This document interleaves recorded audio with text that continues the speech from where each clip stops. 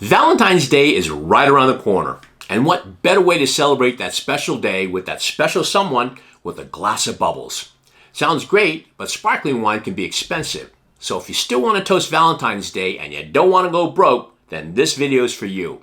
Here are 5 delicious sparkling wines I recommend that won't break the bank.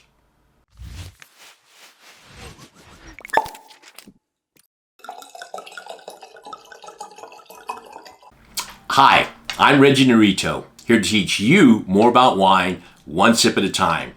In this video, we're going to look at 5 fantastic sparkling wines from around the world that won't kill your budget. And since they're a bit off the beaten path, you can wow that special someone with some cool info. What do you say we do this?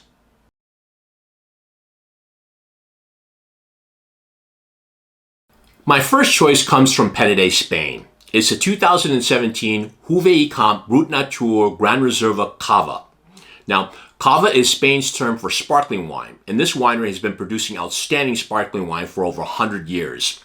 This wine uses indigenous Spanish grapes, including Macabeo, Charello, and Parellada, and has been aged on its lees for 36 months. That's amazing when you consider non-vintage French champagne only spends about a year on its lees.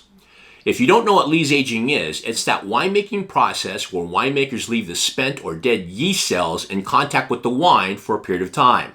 The result is a wine that exhibits those toasty, bread dough aromas that characterize so many sparkling wines. And this wine has this character for sure. And the kicker is the price. I bought this wine from Total Wine for less than 14 bucks. Of course, that's without tax, but man, the money you save with this wine, you could put it towards something else. My second wine is from Italy. It's a non-vintage Adame Bosco di Gica Prosecco. It's the most expensive wine on my list at 20 bucks. I'm sure many of you have heard of Prosecco, and there are plenty of good examples out in the market. But here's the key. On the label of this wine is the appellation of Valdobbiadene Superiore DOCG. Valdobbiadene is recognized as the top region for quality Prosecco, and the Italian government thinks so too, as they have given the zone their top quality designation of DOCG. Prosecco differs from traditional sparkling wine in that the second fermentation takes place in large tanks versus in the bottle.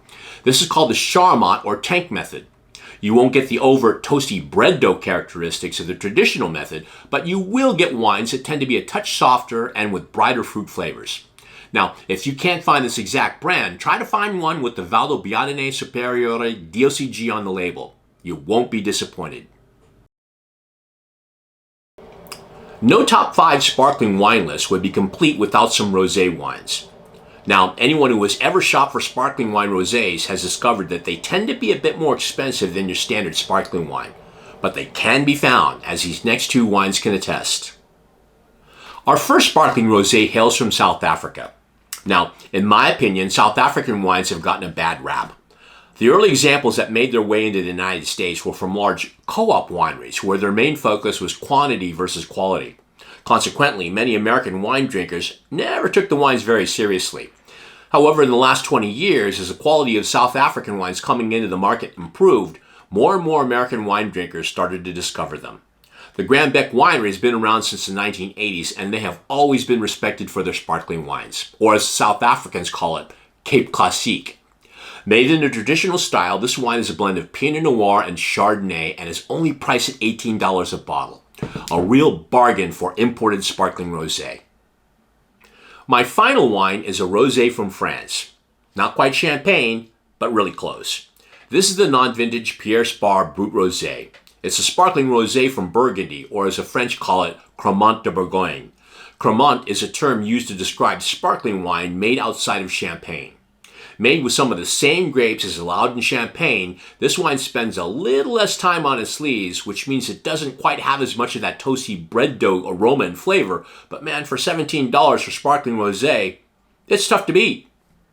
Well, those are my sparkling wine recommendations for Valentine's Day and beyond. If you like the content of this video, I hope you'll press the like button. And if you'd like to see more videos just like this, I hope you'll subscribe. Thanks for joining me. Happy Valentine's Day, and peace out.